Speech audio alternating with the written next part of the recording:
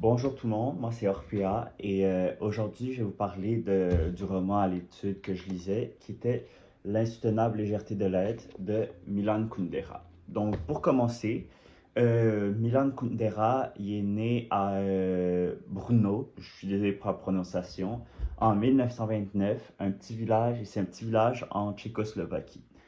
Ensuite de ça, il va étudier la littérature à Prague et quelque chose de très important, il va suivre beaucoup, il va être partisan du Parti communisme de la Tchéquie. Donc, il va rêver que les Soviétiques, qu'ils fassent partie de l'Union soviétique et tout.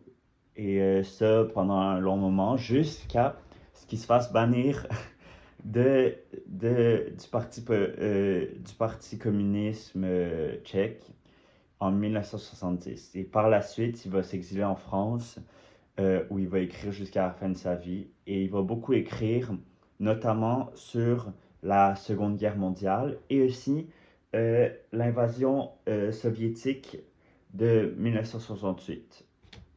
Donc, pour résumer ce roman, il s'agit d'un mélange un peu entre un essai philosophique et un roman. Donc c'est une histoire, mais très basée sur la philosophie aussi en même temps. Donc c'est vraiment intéressant.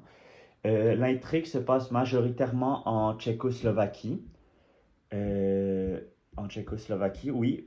Euh, Notamment lors de l'invasion soviétique de 1968. Mais parfois, ça se passe à un autre moment. La fin, ça se passe aussi un peu aux États-Unis. Et donc, ça bouge beaucoup, quoi. Et c'est pas juste en 1968, ça bouge aussi beaucoup dans le temps. Et on veut suivre la vie de quatre personnages. Ces quatre personnages-là, c'est Thomas euh, et Teresa qui sortent ensemble, et Franz et Sabina qui vont aussi avoir une affaire ensemble. Et on va voir si ça, ils vont avoir des liens entre ces deux couples, même si la majorité du temps, on va en parler séparément par partie. Et ils vont tous, ces quatre personnages-là vont avoir une vision du monde qui va être majoritaire, qui vont, la plupart du cas, être différente l'une de l'autre. Et tout au long du récit, on va observer comment leur vision du monde affecte leur vie. Donc, il y a le thème principal de l'insoutenable légèreté de l'être, c'est c'est vraiment la dualité entre ce que Milan Kundera appelle la légèreté et la pesanteur. Pour lui, la légèreté, c'est un peu notre liberté. Euh, c'est la liberté que nous, on peut avoir, mais c'est une liberté qui va être très dure à accepter parce que pour lui, pour accéder à cette liberté-là, c'est vraiment euh, d'accepter que la vie est dépourvue de sens parce qu'on ne vit qu'une seule fois. On ne peut pas revenir sur nos erreurs. Donc, chaque choix qu'on fait, ça a un impact très grand, même si c'est un petit choix. Et donc, pour lui, ça, c'est la légèreté. La pesanteur, c'est le sens que beaucoup d'entre nous veulent donner à notre vie. Euh, et donc, pour Milan Kundera, sa vision du monde, c'est qu'il pense que l'humain doit accepter cette légèreté parce que la pesanteur peut rapidement être néfaste pour nous. En effet, si on base notre vie seulement sur la pesanteur, on devient très vite prisonnière de cette dernière. Au début, elle peut sembler agréable, genre admettons, c'est réconfortant, on a un sens à notre vie finalement et tout, mais très vite, ça peut devenir notre raison d'être. Et si c'est ça, ça devient à un niveau où toutes les actions qu'on fait sont pour but à cette cause-là. Donc, admettons, là, un des personnages, Franz, lui est vraiment dans la pesanteur intense. Il va avoir une relation avec Sabina, et au début, ça va bien, il aime ça, il adore, c'est réconfortant. Mais après, après quoi? Après que la relation soit finie et tout, il va être encore obsédé par Sabina et tout ce qu'il va faire dans le roman, ça va être pour Sabina, même si ça fait quelques années qu'ils sont plus ensemble et qu'ils se voient plus aucunement. Et donc, ben, par exemple, j'ai une citation. Euh, à un moment, il était en voyage au Vietnam pour aider contre la guerre.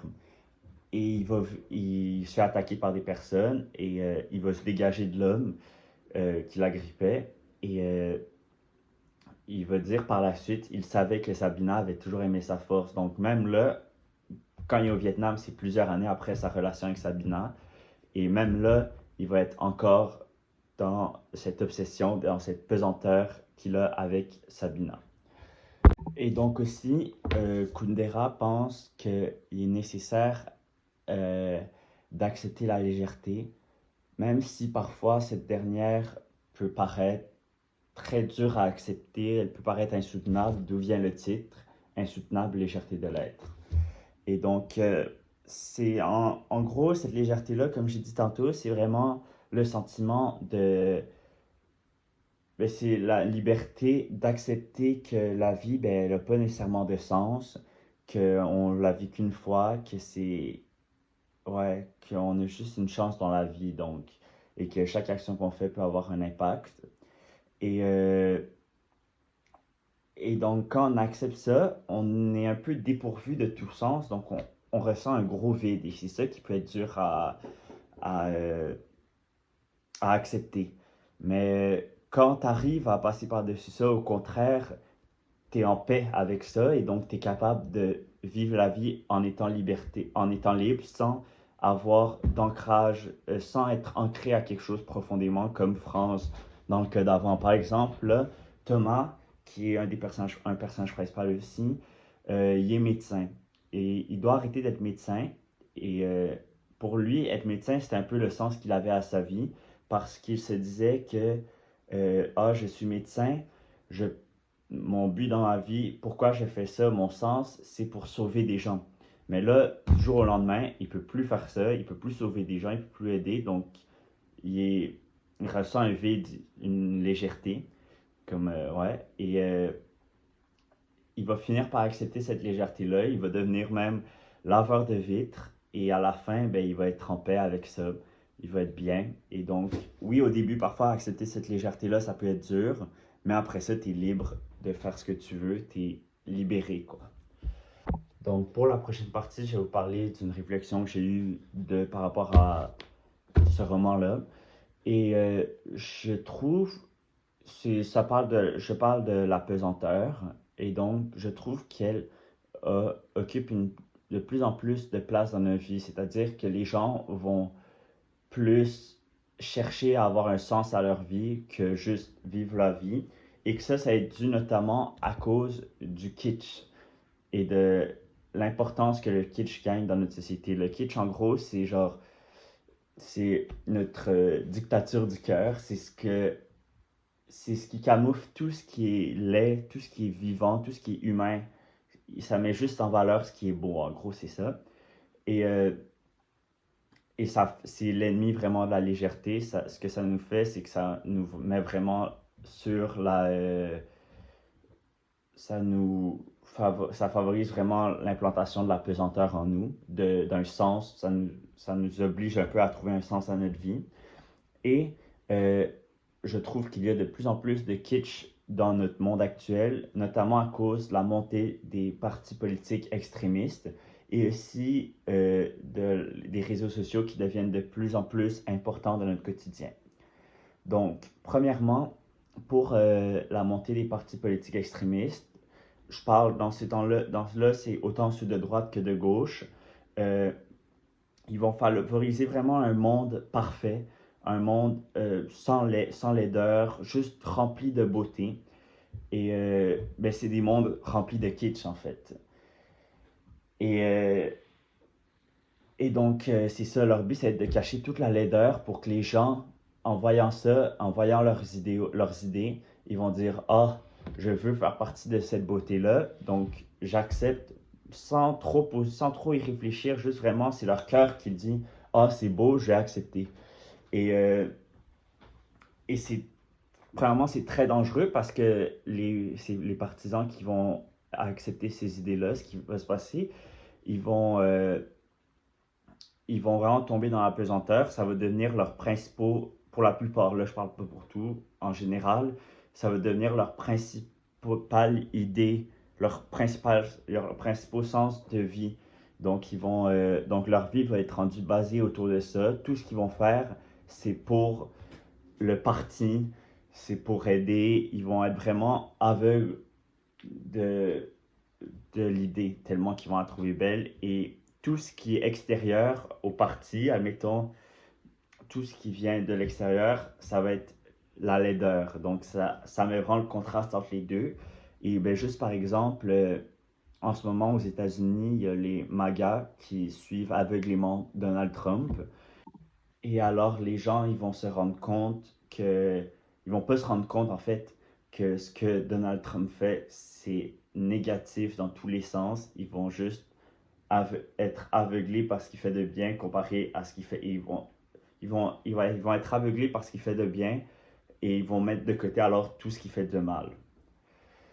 Donc, deuxièmement, comme j'ai dit tantôt, l'arrivée des réseaux sociaux, ça favorise vraiment euh, la prolifération du kitsch dans notre société. Premièrement, ben, en fait pas premièrement, c'est juste les réseaux sociaux vont beaucoup être basés sur la beauté et vont mettre toute la laideur de côté. Comme j'ai dit un peu tantôt, le kitsch, c'est vraiment juste la beauté, mais la fausse, un peu une sorte de fausse beauté. Donc, une beauté qui va vraiment être,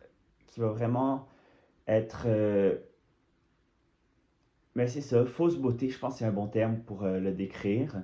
Et, euh, et c'est ça, et donc les réseaux sociaux vont mettre de l'avant tout ce qui est beau, tout en niant la laideur. Et donc ça va faire en sorte que les gens, c'est qu'ils vont adhérer à la beauté, ça va être leur sens premier dans leur vie, ils vont être à la recherche de l'esthétique, ça va être le but de leur vie. Donc en gros, la pesanteur, ça va être leur pesanteur, ça va être leur sens de vie.